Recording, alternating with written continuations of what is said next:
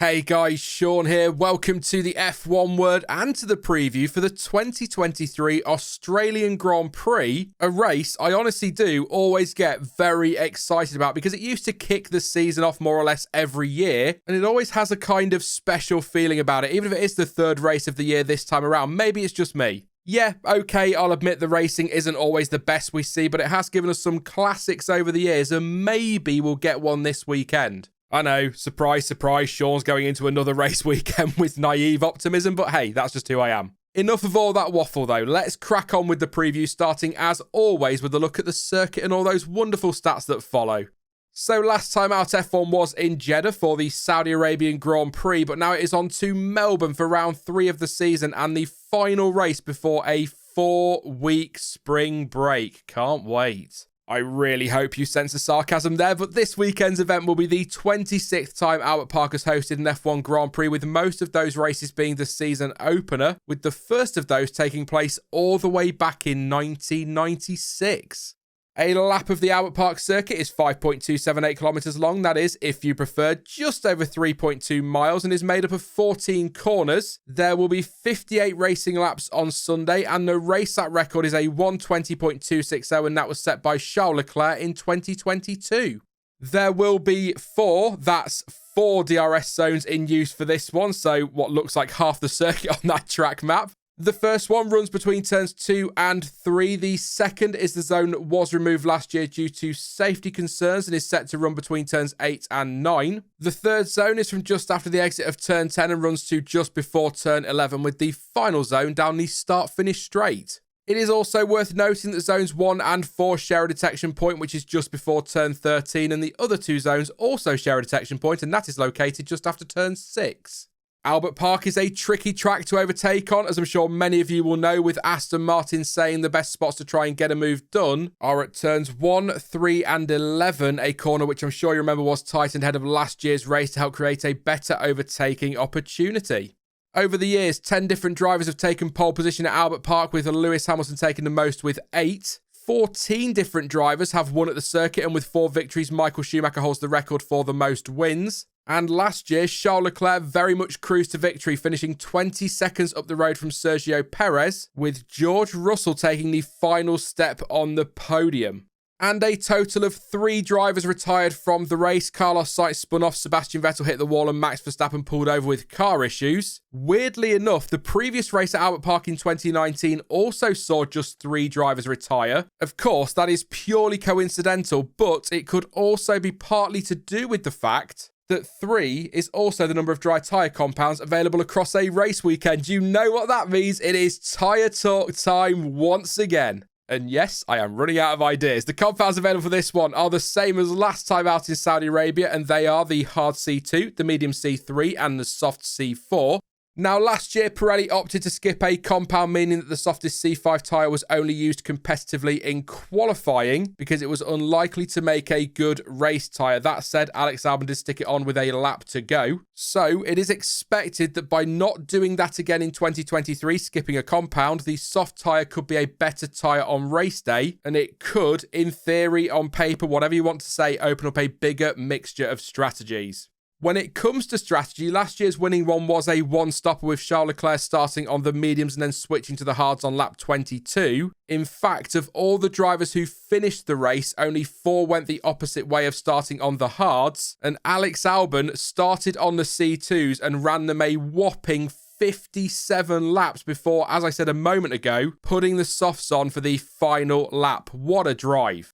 Pirelli says that the energy demands on the tyres around Albert Park are about the average for the season, and with the track surface being quite smooth thanks to the resurfacing for 2022, abrasion isn't too high either. And so it is, at this stage, expected teams will push for a one-stopper. Then again, safety cars could change that, and at last year's race there were 2 full safety car periods and 1 virtual safety car period, and there is a good chance we'll see one again this weekend, with 14 of the 25 races at Albert Park featuring at least 1. Track evolution should be quite high across the weekend as well, so keep an eye on that. It could make the latter stages of each qualifying session really interesting. The fastest pit stop last year was by Red Bull as they gave Sergio Perez a 2.27 second stop for a total pit lane lost time of 17.4 seconds. And looking through the list of stops, the majority of drivers had a pit lane lost time of between 17.5 and 18.5 seconds. The weather could also impact strategy, although at time of recording, which is, as always, Wednesday afternoon, there is no rain forecast for Sunday. However, there is a small chance of a shower during FP1 on Friday and a slightly higher chance we'll see some rain during the second practice session. The rest of the weekend is expected to stay dry, although there is a lingering threat of rain for Saturday, with highs for qualifying of around 15 degrees, but Sunday should be ever so slightly warmer, with highs currently forecast to be around 17 degrees in time for the start of the race. And your schedule for this weekend is an early one if you are in Europe. The best part about that, though, is that social media will be full of Europeans moaning about having to get up early and non-Europeans complaining about Europeans complaining about having to get up early and letting everyone know how hard they have it the rest of the year. Because, you know, why just enjoy a race weekend when you can find any little thing to bitch and moan at each other about, right? But anyway, FP1 will kick the weekend off on Friday from 2:30 a.m. BST, and the second practice session starts at 6 a.m. later that morning. Saturday's F1 action gets going with FP3 at 2:30 a.m. with qualifying underway from 6 a.m. And it is lights out for the race on Sunday, also from 6 a.m. And once again, that is in UK time. And just super quickly, don't forget F2 and F3 are both racing at Albert Park this weekend and could both be well worth a watch. Now, still to come, I'll make some predictions, which hopefully will go a little bit better than the last lot did. But before I get onto that, there are a few things I just want to run through ahead of the weekend. So first up, following issues for Fernando Alonso in Saudi Arabia and Esteban Ocon in Bahrain, the FIA has decided to make grid boxes a little bit bigger. As I'm sure you remember well, both drivers received penalties for being out of position at the start of those races, and since then, a number of drivers have explained how difficult it is to see where they need to place their cars, with George Russell saying that because they sit so low in the car, drivers can only see about the top 4 or 5 inches of the tyre and cannot see the ground. For this weekend then, grid boxes have been made 20 centimetres wider, and an FIA spokesperson told RacingNews365.com there will even be a centre line added to show the drivers where to place the nose of their cars and guide them into the boxes. Hopefully that should solve the issue. We will find out on Sunday, of course. And just quickly, it is expected that we will get some clarification from the FIA ahead of the weekend regarding what they now consider as working on the cars when it comes to serving time penalties. But at time of recording, there has been no official word. So if we've heard anything before I've edited this video, then I will pop something on screen to let you know and post more info in the description. Moving on though, and off the back of a very difficult start to the season, McLaren has made some big changes, announcing a major restructuring of staff. James Key has departed the team with immediate effect, and as a result, McLaren will no longer have just the one technical director, choosing instead to have a team of 3 specialists. They will include former Ferrari head of vehicle concept David Sanchez, although as he has only recently left Ferrari and is on gardening leave, he can't join the team until next year, where he will take on the role of technical director of car concept and performance, working alongside Peter Prodromou, who will be the new technical director of aerodynamics. They will both be joined by Neil Howdley, who will be the technical director of engineering and design. There are a few more changes throughout the department, and I'll leave a link to the team's press release in the description if you want to read up on all of those. I'm not going to go through all of them in this video though. But in that press release, Zach Brown explains that it has been clear to him for a while that the technical development at McLaren has not moved quickly enough to match the team's ambition of returning to the front, and adds, and I will quote him, "These strategic changes ensure the long-term success of the team and are necessary to see McLaren get back to winning ways. We have everything coming into place now with our people and infrastructure, and alongside an exciting driver lineup, I'm determined to see McLaren back to where we should be." And finally, Red Bull's pace has been a big talking point across the first 2 races and since Jeddah, with Helmut Marko saying that in race trim, the team is around about a second quicker than the rest of the field at times, and he believes that is related to the fact they have the best performance when it comes to tyre wear. Toto Wolff was asked by motorsport.com if Mercedes could catch Red Bull in 2023, and he said that looking at the gaps right now, it wasn't realistic to think that, but they will not stop trying. And Alpine's Alan Permane said that he does not believe anybody is going to get close to Red Bull this season. And although that is frustrating, they must, and I'll quote him here, keep on keeping on. Despite the pessimism and fear from their rivals about the team's domination, Christian Horner has warned that once the sport reaches the European races and the big updates start to appear, he expects things to level out very quickly, saying, quote, "We're hearing about big upgrades at Mercedes, and I'm sure Ferrari isn't happy with their current position either, so we expect things to level out quickly once we are back in Europe." So I have a question for you all. How many races do you think Red Bull will win in 2023? And could they really, as some people predict, go on to win every single one of them? Let me know what you think. Right then, time for me to make some predictions. And just a reminder, please, for the love of God, do not take these too seriously. They are just for a little bit of fun. But if you do disagree with my picks, then you can let me know yours in the comment section down below. And last time out, it didn't go very well at all. Although I will say, in my defence, without his drive shaft failure in qualifying, I'm certain Verstappen would have been on pole. And that would have set him up nicely for the win as well, assuming no Sunday drama, of course. No points for shoulda, woulda, coulda, though, I know.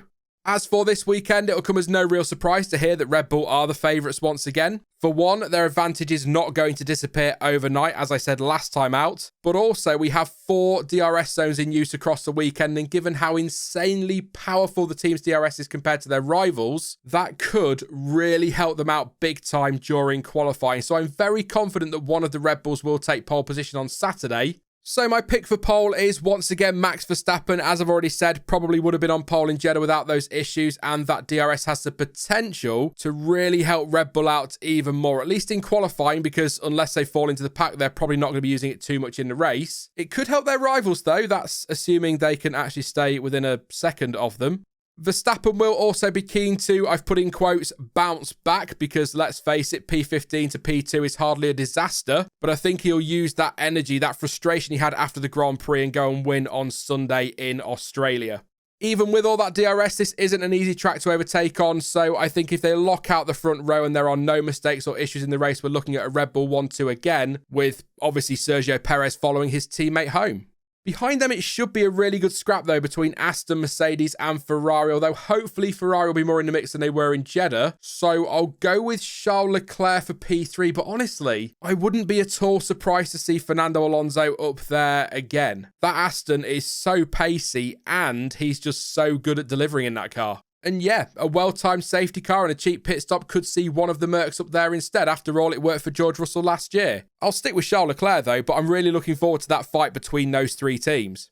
Elsewhere, my best of the rest, which for this week I'll go back to being the 5th fastest team, is going to be Alpine. But keep an eye on Haas and Alfa Romeo, because that could be a really fun scrap.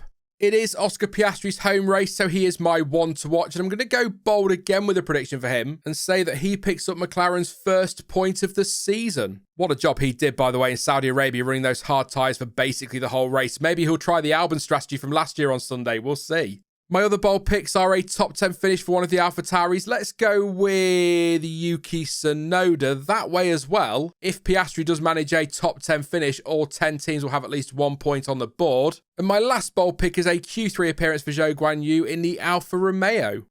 That is it for the Australian Grand Prix preview then, but you can let me know your thoughts and your predictions ahead of the weekend in the comments section down below. Now, I will be back soon with another video, and we will be live shortly after the race on Sunday with the usual reaction stream. In the meantime, though, if you did enjoy this one, then please do leave a like, as it really does help the channel out, and don't forget to subscribe so don't miss out on any future content. But as ever, thank you for watching. I've been Sean, this has been the F1 Word, and until next time, goodbye.